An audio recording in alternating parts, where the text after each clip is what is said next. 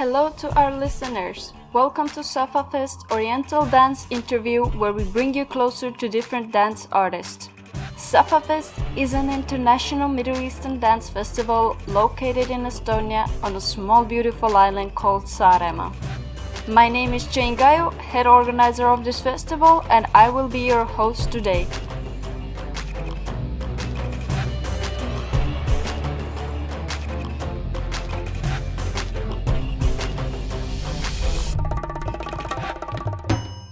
Our today's guest is a true time traveler.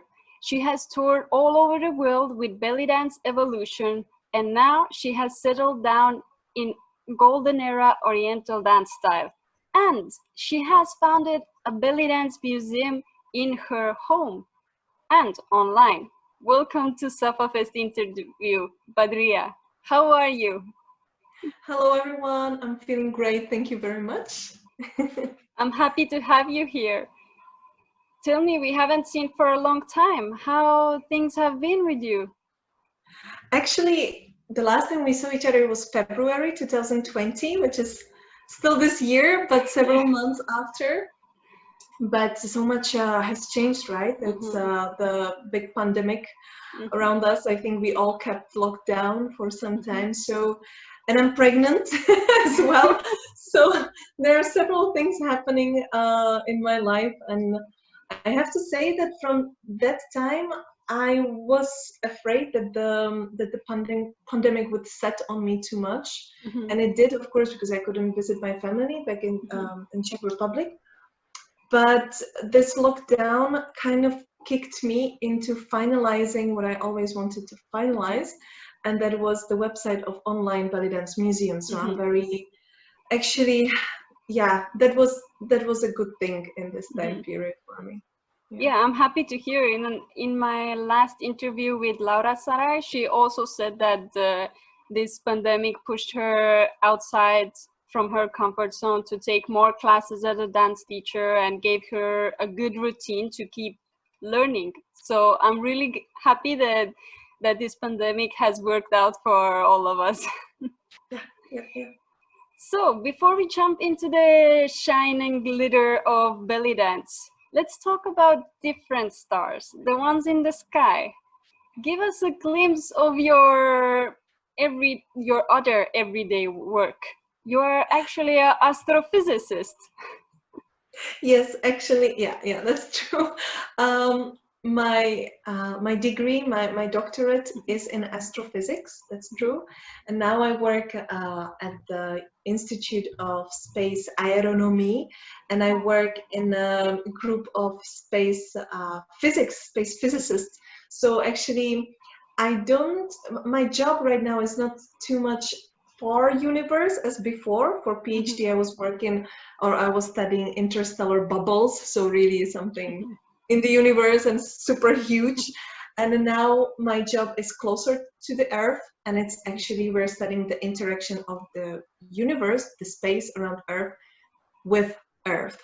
So I got a bit closer to to the ground, but it's interesting because we are studying actually something which is applicable for everyday life, for everybody. Each of you who is listening is somehow can be influenced by space weather.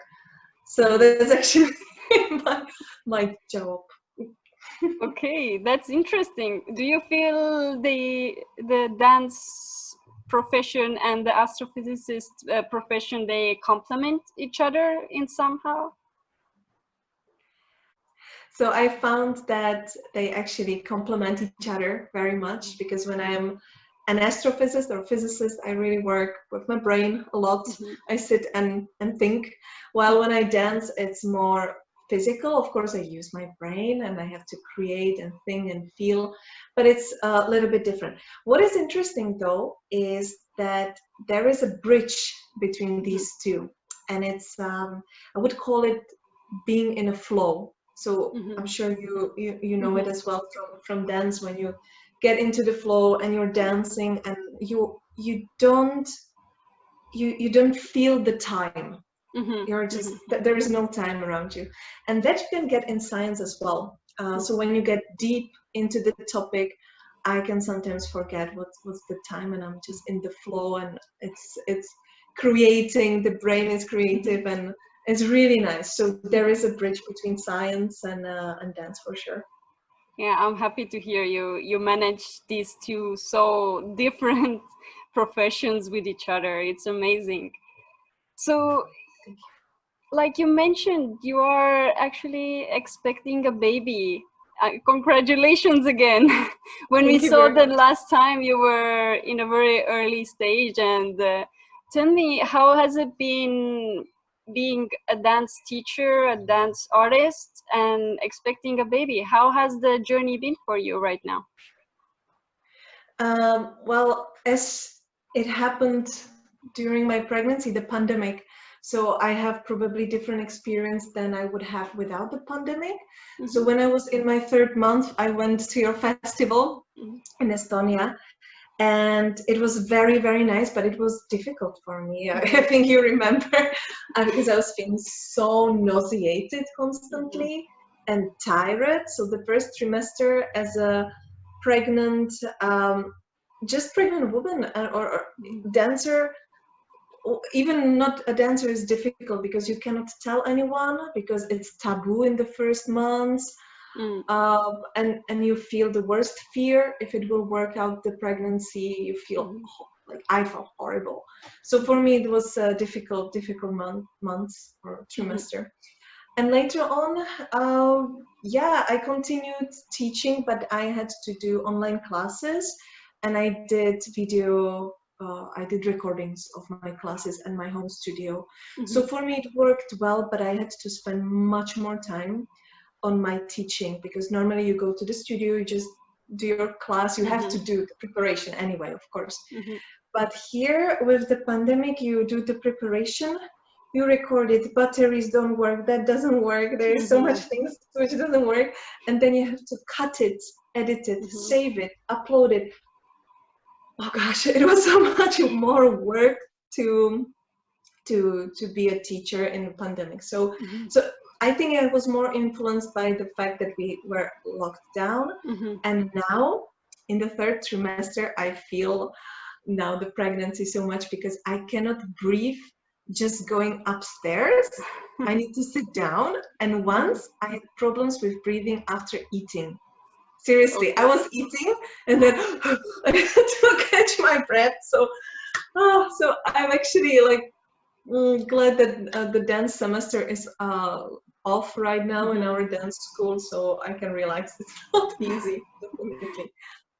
Yeah. I'm really surprised that you said that you were struggling during the festival, because you hide it so well, even though I knew about it, but you were managing it so well, and nobody said anything like asking, are you okay? I was the only weird one coming to say, are you okay? But nobody else noticed it. So, and your performances, they were amazing, like probably one of the best ones we had. So I think there was some, like they say, the pregnancy glow that you had already then. I think this one was showing in a way when you performed, and it was very, it came from your soul. It wasn't mechanical. So I'm happy that now you're enjoying it more. It's like, it's true also at the festival, you know, it was a spa hotel. So once I entered, I was already on a cloud. So, and also the treatment you prepared for us, and I told you, I felt like home with you and your the whole team. So I think it played a big role, definitely. Like traveling there, it was a bit more difficult for me, but once I was at the festival, it was very nice. So it helped a lot, and I had a wonderful roommate. So I had Elizabeth. So I was in heaven. So it was very nice. Yeah. I'm happy you enjoyed it. So let's now dive into the Oriental dance world, and I would like to hear first about the Belly Dance Evolution Tour. Who is not familiar with Belly Dance Evolution? It is a theater production led by Juliana in the USA. And with this production, Oriental dancers tour around the world giving amazing shows. And you, Badriyah, you performed with them over 60 times and in 13 different countries. How did you stay in shape, or how did you manage to keep yourself going through all of these performances? Yeah, I don't know. No, the thing is, it took time. So it was 10 years, what we are talking about. Okay. These 60 performances. It was not in one go. And also, first of all, it was wonderful. It was the best dance experience in my life. Seriously. Okay. Whenever I see Jelena, I'm always thanking her for enriching my life, not just as a dancer, but as a human being. I loved it. And anyway, so it was in a span of 10 years, all these 60 shows. And it's not that I did everything. No, not at all. Once you're in the team, you can kind of choose or ask in which tours you would like to be included, something like that. And as I was PhD student at that time, a master degree, and then PhD, I don't want to say I had the time, but I had the possibilities to travel and still work from abroad. When we went for a week off, I still could manage. So I was lucky in it. I think for people who have families, for example, it's much more difficult. So I was at the right time at the right spot. But you're right, it's a not easy thing. So once you get into belly dance evolution, you have to prepare for a whole night show where you have different dances, plenty of dance costume changes, and you have to learn all the choreographies in advance before you see the whole troupe when you travel to the country, and then you have the whole week, 7 hours a day of practice. Wow. And so this, I always, when I went for a tour, it took me at least 2 months every day, 3-4 hours training, because you have to learn, of course, the choreographies, and you have to prepare your body for this crazy 7 hours of practicing. It's really, and of course we didn't practice all 7 hours, usually 6 hours. And that hour in between, yeah, we had a lunch break, but that was not in those 7 hours. And in that hour, when you have like 15 minutes there, 15 minutes there, you are sewing costumes, because Jelena provides belly dance costumes for the show, but you have to adjust the bra and belts. So we were just sitting and having our sewing club. And yeah, but definitely we have to prepare the body for the show, for the practice. And yeah, and I loved it, because I really did workouts and practiced the choreos, and it was wonderful. But you have to be ready, definitely. Yeah, I have to be a bit honest, because I still think it was the best experience in my life, but also it corresponded to time period when in my dance career it was a big boom. I was back then in the Czech Republic, and I was working really hard. I was teaching 5-6 classes a week, sometimes 11 classes a week. Every weekend I was teaching workshops across the country and preparing plenty of things, plus this belly dance evolution. I loved it, but also suddenly, I think plenty of dancers go through this, and I would like to warn a little bit, because once you start to be, I don't want to say wanted, but you have more invitations, it is very hard to say no, and because you are like, finally you are invited, and you feel you have to say yes to everything. And it doesn't matter if you have every weekend some show or workshop. It can be once a month, because you have family and job and so on. Sometimes it can be too much, and it can get you to troubles, really. So I just want to warn that this is something unhealthy, because you can get yourself into unhealthy situations. And what happened also, and it's not easy for me to easily talk about it, but I think it's important to talk about it, because in that time period when I was doing all these travels, not the whole 10 years, but for 5 years for sure, unfortunately, there was a disease which came up, and I kind of developed bulimia in that time period. So it was very not healthy. And I don't want to say that it was because of belly dance evolution, definitely not. There were plenty of things inside, and plenty of other issues which were connected to it.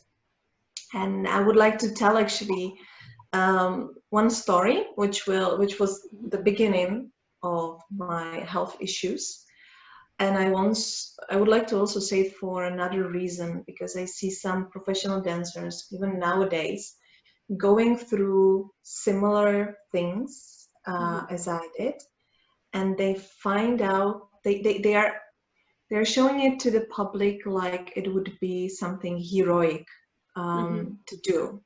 So let me just tell you, it might be a little bit longer story, but you know, in the belly dance world, everything is sparkling, and we are all like hugs and kisses and diddy. I don't find it fake. Some people can do it fake. I don't care. I'm really happy in the belly dance community and with my dance friends, but there are other sides as well. Of course, they are there, and we don't talk about them enough. So it was, I don't remember what year it was, 2012, 13. Something like that. And we had a tour with Belly Dance Evolution to Taiwan and Hong Kong. And I was the only one in that troupe who did the show before. All the girls who were there in the troupe were new. So of course there was Jelena, Heather, who were doing the rehearsals. And I was the only one from previous shows. And all the other girls were new. And they were very good dancers, but they were not used to dance in troupe at all. So for them, they kind of knew the choreography, but with the others, it was still challenging for them. It's normal. Everybody has different stages and experience. So of course, it's fine. However, it was very difficult, the rehearsals. We were struggling a lot to make the show keep going. So what happened was that I tried to help as much as I could.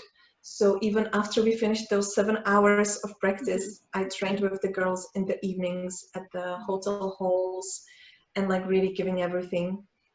And during the breaks, I didn't have breaks. I was just working because it was really stressful. It was not pleasant because everybody was stressed. The girls felt guilty, but they didn't have to. But yeah, it was difficult. Another thing was, so you can imagine I was tired. Second thing, I'm a vegetarian, and it was difficult for me to find something to eat. I know it sounds ridiculous, but that's one of the things dancers have to go through when you're traveling, because if you are vegetarian or have some allergies, not always it's pleasant to eat the local cuisine or quickly find something what you can eat if you're in this time stress. So what happened was that I sometimes had one sandwich a day. Like really, I bought in something like 7-Eleven, you know, the supermarkets. I just bought this sandwich, and I had one half in the morning and one half after rehearsals, because I didn't have time, they didn't have anything to eat, and I was stupid. So there are several things. I don't want to say that it's fault of the environment. I could have said no many times. I could say no to girls, to say, hey girls, I'm going to sleep, or I need my time to go and buy food. But I was in this phase of saving the thing, the show, or being heroic. I thought that I'm doing the best to like give myself away for the greater good, let's say. Okay, and this is very unhealthy. So that's what happened. In that 1 week, I lost 4 kilos. I don't know how is it possible, but when I came home, I was 4 kilos less. And unfortunately, what happened at the same time at the tour was that some of the dancers started to tell me how great I look. So I lost these 4 kilos, and I heard, oh, but you really, really good. You're in very good shape. And I heard it also from yeah, Gina also mentioned that I look very good. I guess, yeah, it was maybe my muscles were more visible. I don't know. But I'm sure that they didn't mean it badly. It was just a comment, you look good. But of course, for me, it was, I don't eat, I look good. So that's how my brain worked. I know it sounds ridiculous, but I don't find myself not being intelligent. I think I am, but sometimes this is something which rules over you, and you cannot, with your rational thinking, you cannot fight it. I couldn't. Somebody might. Anyway, we continued. There was one day before the show, so big show in Taiwan. Yeah, first in Taiwan, and I got sick. I got extremely high temperature, like fever, like really fever that you're seeing weird things, and it was really bad. So I had some pills with me, something like Paralen or something like that. So I took it, and of course, now I would say I cannot dance. I didn't say anything to anybody because I didn't want to ruin the show. Because in my mind, it was, if I step out from the group choreographies, the girls will be lost. We practiced so much to make them to be on the correct spots.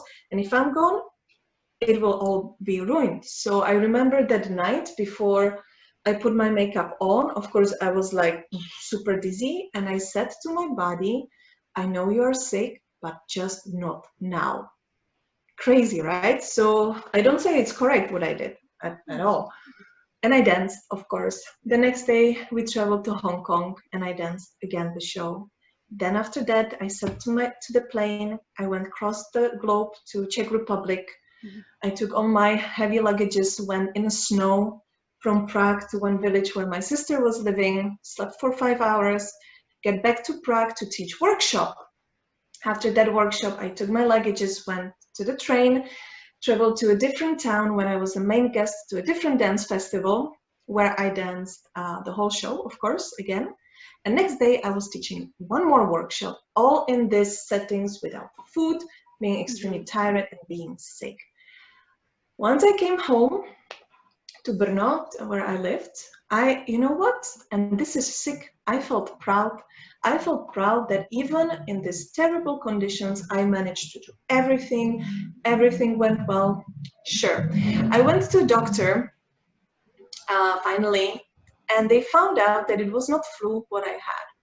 I had infectious mononucleosis, the very infectious thing which gets into your liver or something like that.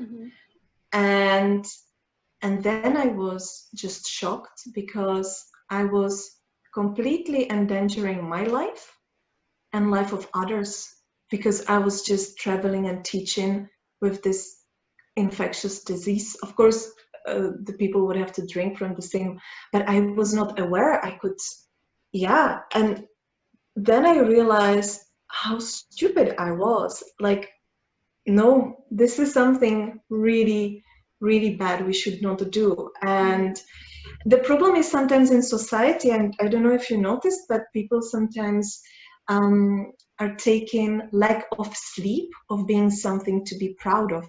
Like, yeah, but I slept only 2 hours today, but look at me, what I'm doing.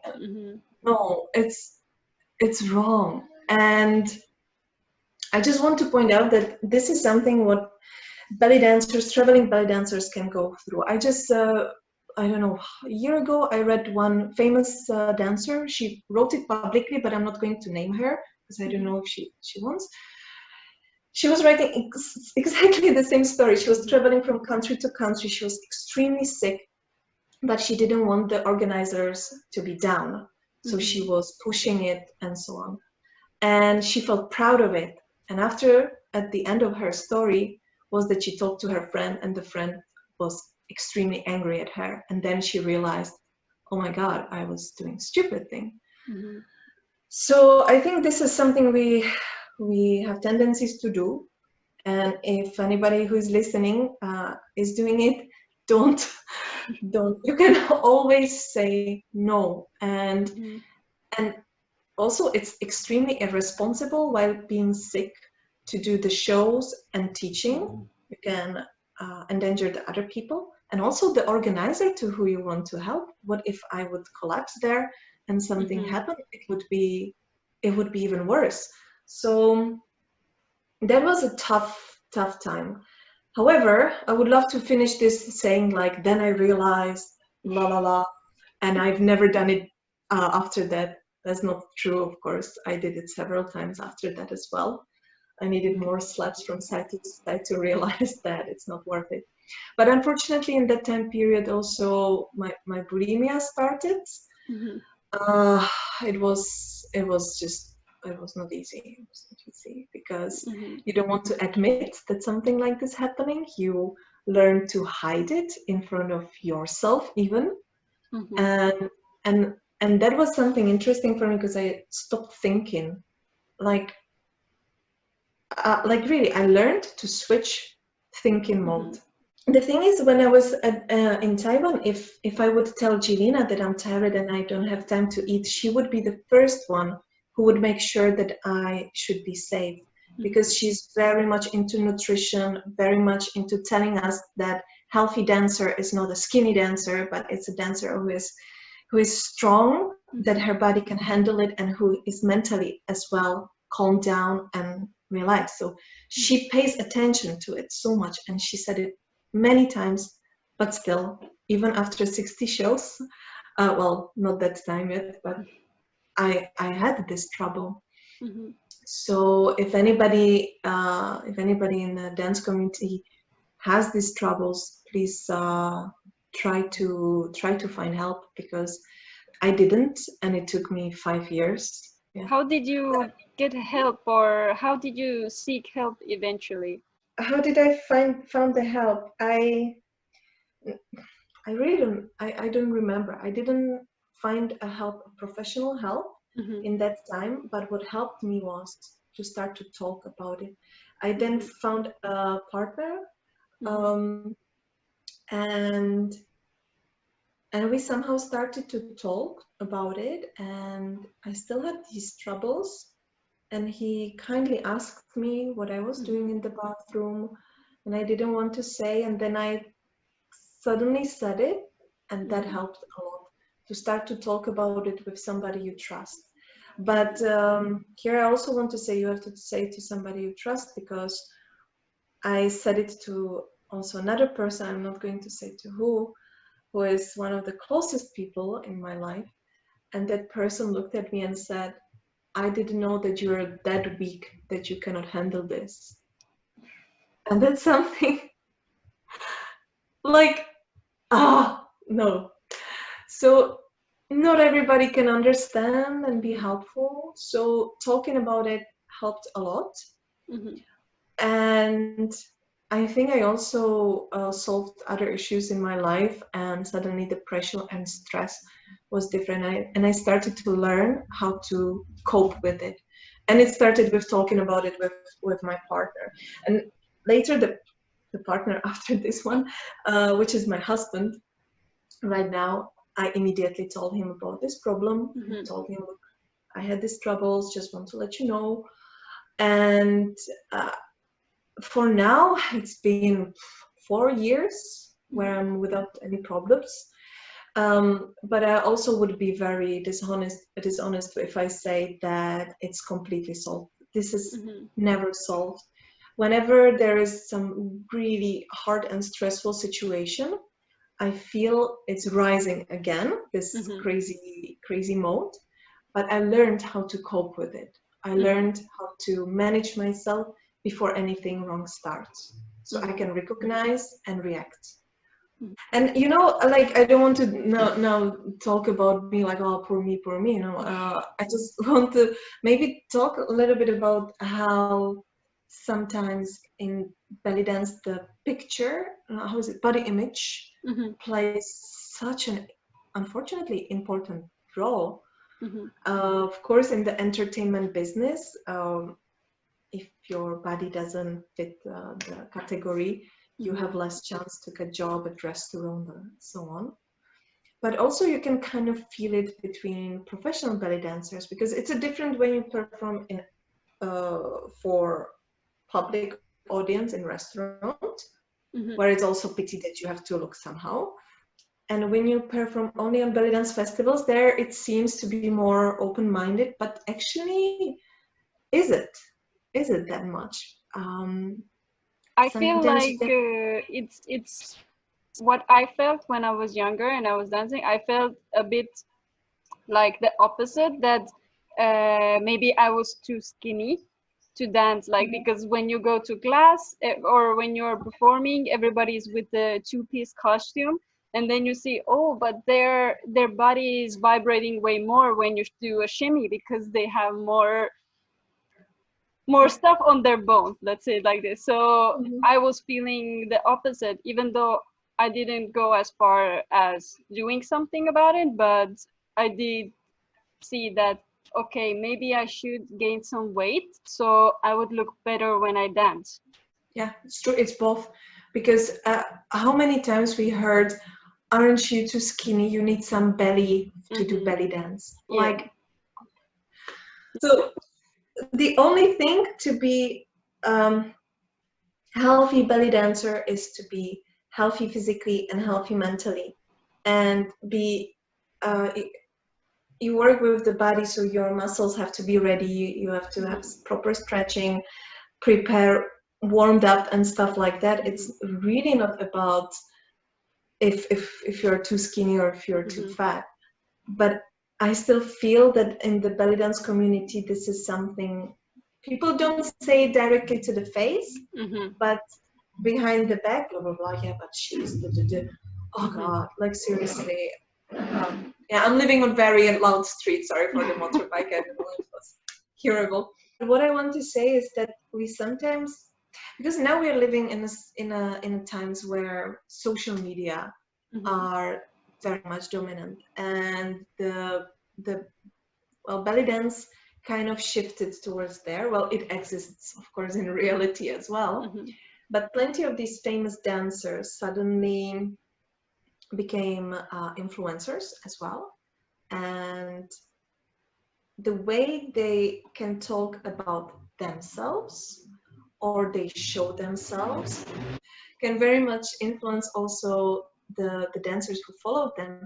I remember when I was 20 something, and for me, Jelena was that, and she still is, very much idol, and whatever she would say, I would like nod my head and yes. It would be like that. And I was lucky that she is a very, very healthy person in that sense, and very, and she really takes care about her dancers in the troupe.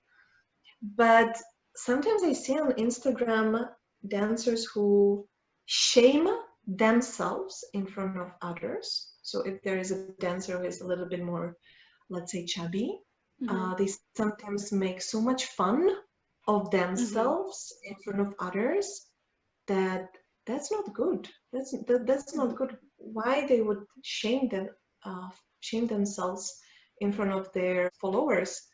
Because then they will receive exactly this message.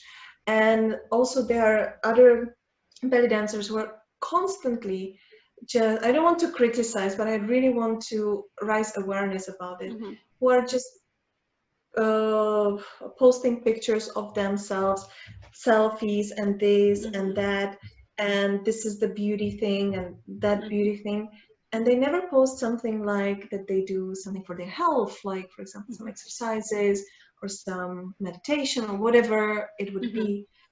I agree that this topic is not talked so much. That's why I kind of started with this interview, to hear more what's happening behind the scenes, because dancers, when they tend to have a YouTube channel or Instagram, they put there, of course, everything dance related, but what's happening behind, how you prepare yourself, what do you eat, how do you train, this stuff normally stays away from the social media.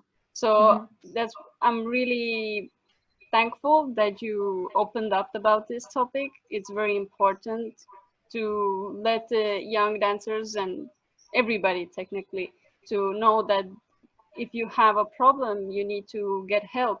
And for that, I also add some links on the screen right now. So if you want to receive help or you want to talk with somebody, there are places, even if you don't have friends next to you who you feel comfortable talking with, go check those websites. You can talk there with somebody or receive some information how to deal with these problems.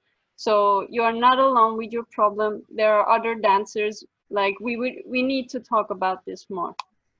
So thank you so much, Badriyah, for talking about this and sharing this experience. And I could. and I'm happy you're doing better now. So we can actually move into the current moment. Now your specialty is golden era dance style, and I think this is how the audience remembers you. You have this, let's say, like real golden era performances, but you also do your own personal style. It's a little bit of golden era and a little bit of moderns, which is beautiful to watch. You all need to see her videos. They're amazing. And I have a question. Do you have any advice for young dancers who maybe are just starting their professional dance career and they want to find that niche or that unique style to stand out from the rest? How to find this, or how did you find the golden era for yourself and you knew that, okay, this is now me?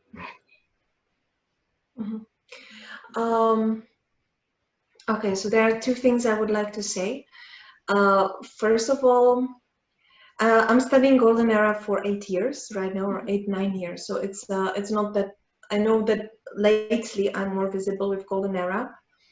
There is something behind that as well, but I studied deeply for 8 years. But as oh my God, this interview will be so much about struggle of dancers going through different things. But yeah, voila, that's how it is. Several years ago, I had this little struggle because I looked at the modern, let's say modern belly dance, which you can see at belly dance festivals. Okay, and I couldn't get connected to that style. It was so much, I don't want to say acrobacy, it was so much violence sometimes, so much aggressive movements, so much based only on technique.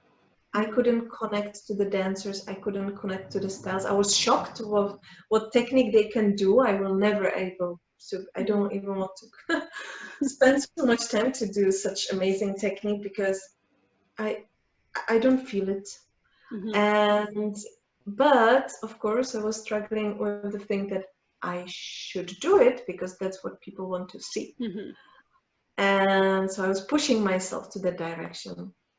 And then I had some troubles, and I suddenly came up to a thing that I will stop belly dancing. And that it's not anymore for me, that it's shifted somewhere else, la la la. And I had few talks with good friends, and they said, no, no, no, you have to keep going, you have to keep going. And then I said, you know what? I'm going to do what I want to do. I'm going to do what I feel good. I'm not going to be invited all over the world. I don't care. I want to feel good in my dance. And that was my settings. And in that time, it was, I feel great when I watch golden era movies. I feel great when I get into the mood. I'm going to do that. And I started really focusing on it, performing it much more. And I love it because I don't feel stressed when I do golden era at all. When I was performing purely raksharki, like really the routine at festivals, I felt much more judged because that's a style everybody's very much doing, and everybody's set for this modern version. But suddenly I came up with golden era, and I didn't care what the audience thinks. I was happy if they loved it, of course, but I felt okay. Like in the movies when they are dancing, especially Tahia Carioca, they dance like what? I'm happy and I'm dancing. That's what Tahia Karaoke was saying. Just let them dance, the dancers. Let them dance. So I always had this mood, and that's why nowadays I'm more connected to golden era. And this mindsetting changed my personal dance style, I think. And especially I realized it again at your festival when I was dancing out Layla Wa Layla at the second. I enjoyed it so much. I told myself, I'm not going to do any choreography. I'm going to dance.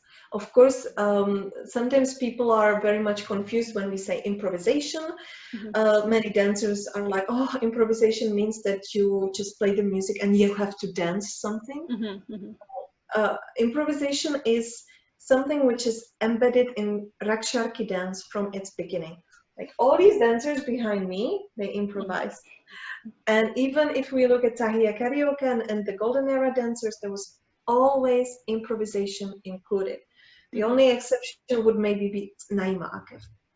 But these dancers in golden era, what they did was that they practiced with the recordings. They played old vinyl records. I have right now Naima Akif vinyl record in my vinyl player over here. I was just listening to it. And they were practicing to these songs on and on and on, because as a dancer, and this is something what I think how to find a personal style is to realize that we are not just dancers, we are not just coming there to do movement. We are at the first place, we are listeners. We have to listen to the music, feel the music, and then we can interpret it in dance. That's what I think is super important. And for that, I always was for choreographies, like my previous time period. And I think choreographies are very good. Of course, when you are a teacher, you can teach your students what you hear in the music, why you have chosen this movement. The students are learning how to connect the movements. There are plenty of pros for choreography. But improvisation is very much pushed down, and it's so important because that's where you find yourself in the translation of the music through your body to the dance. So if I can recommend to anybody who feels this struggle that they cannot find their style and they're trying to do something which is popular, put it away. Of course, learn from others, go to workshops, but mainly practice listening and let your body react. And then you will find, I think it's much, I think that's it, how you can find yourself, because that's where we are unique, the way we listen and we interpret. If I follow only workshops with choreographies, what I can learn effective things on the stage, but would that satisfy me as a dancer here? It wouldn't satisfy me. So yeah, that's maybe the advice I would give.